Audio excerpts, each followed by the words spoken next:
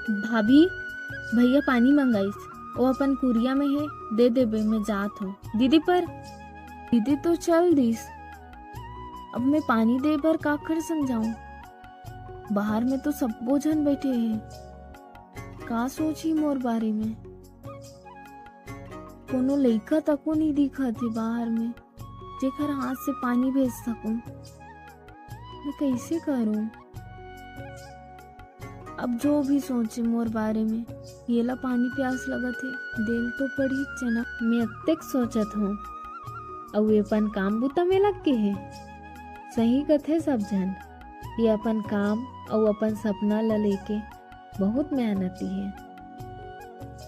शादी है एक दिन नहीं हुई और काम बुता चालू।